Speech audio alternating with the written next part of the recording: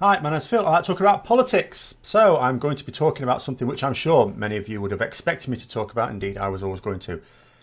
But first of all, effectively, it's about a news story. I suppose a couple of news stories regarding the Brexit referendum campaign. And it's deeply worrying. In fact, it's so worrying.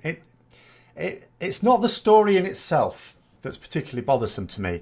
It's the fact that it's an attack on us. It's an attack on our freedom because it's getting people to vote against their own interests. It is literally getting turkeys to vote for Christmas. It's an attack on our democracy for the same reasons. But it's an attack that's not been rebutted. It's an attack that's been allowed to happen. So the same attacks carry on happening, and they're happening now. And they won't just keep happening. They'll get bigger and bolder because they know they got away with it. It's testing it out, testing the boundaries. At the moment, there are no boundaries for these people. So what am I talking about for those who may not have twigged? Well, last night, Channel 4 News ran an expose on one of the most influential aspects of the Leave campaign. In this case, it was a video paid for and used by Aaron Banks's Leave.EU, which played on people's fears about immigration. The video went viral just before the Brexit referendum in 2016. It purported to show someone smuggling migrants across the English Channel without being picked up by immigration. It was intended to show just how easy it is to get people illegally across our borders. Now, that was somehow being linked to membership of the EU, which doesn't really make sense to me because being outside of the EU, if this happened, if this sort of thing were even possible, it would be much more likely outside of the EU because we're effectively massively reducing our border force by leaving the EU. However, let's say it makes sense to some people that this is a reason to leave the EU. The thing is that the video didn't show what it was supposedly showing. So the video purported to show someone picking up some migrants in France and taking them across the channel without any interference from the authorities on a small boat. It then shows them disembarking and on British soil with no checks. Except that's not what happened.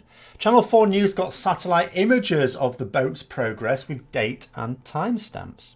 Those little satellites, they get everywhere.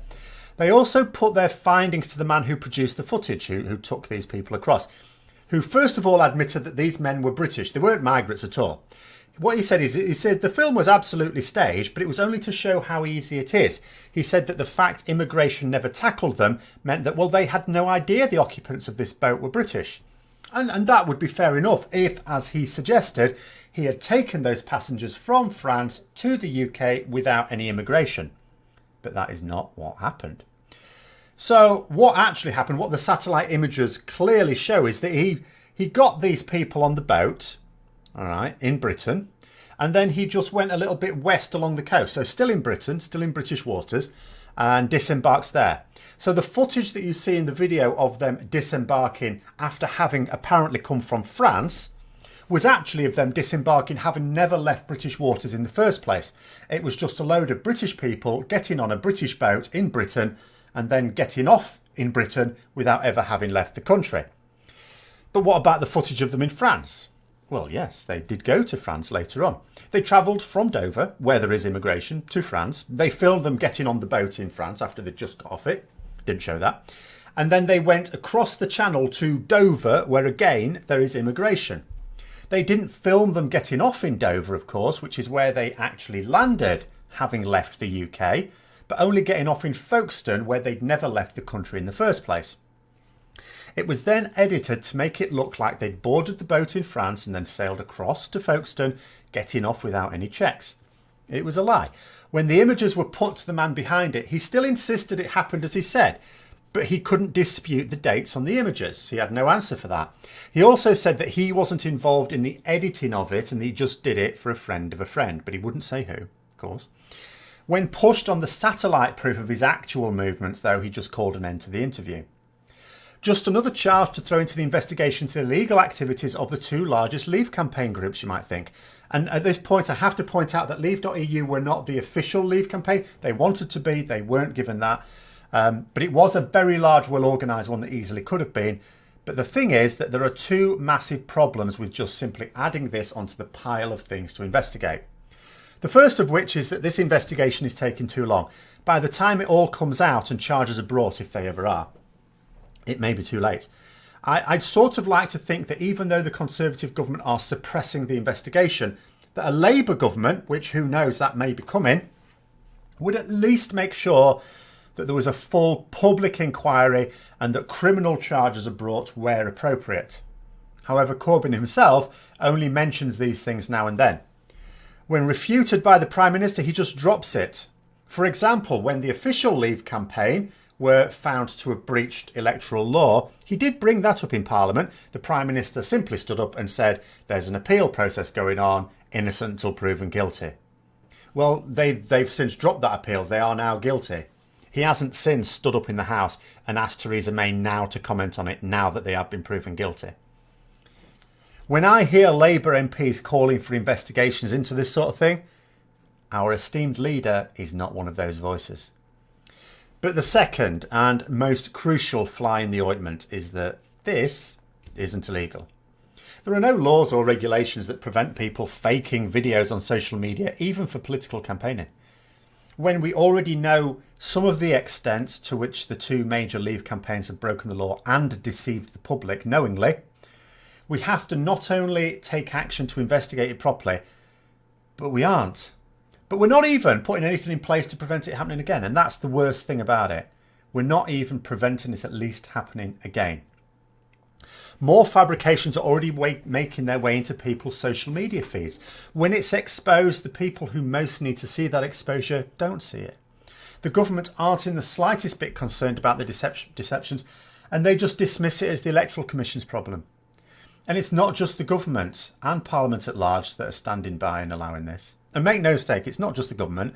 The bulk of MPs, though by no means all, are complicit. You know, they could take action, as we've already seen, when they have a majority against the government, but they're not doing.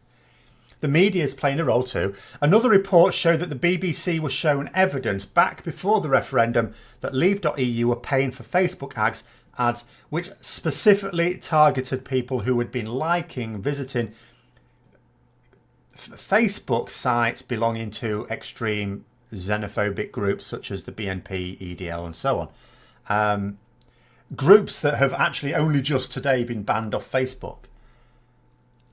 They contacted Leave.EU to let them know that they were running a story on it the next day. But the story never went out. Banks told him that they hadn't targeted followers of these extreme right-wing groups, even though emails emerged telling him that they actually had and had done from the start. Banks said that if the report didn't toe his line, it would be biased and he'd be taking full legal action. So the bottom line is we have a complicit government party that do nothing when illegal and deceitful acts are exposed, an opposition led by someone who I'm sure would love to make political capital out of this, but doesn't want to rock the Brexit boat.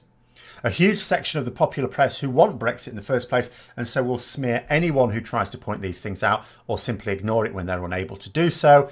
Another section of the media that should know better, that can be cajoled or bullied into dropping stories that are more in the national interest than anything else that would replace them. An MP, Joe Stevens, on the select committee for the media, was appalled that the BBC elected not to run the story. That the BBC is not being impartial with its reporting has been of massive concern for some time.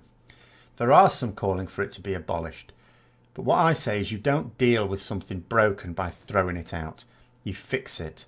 And we need to insist that the government do fix it.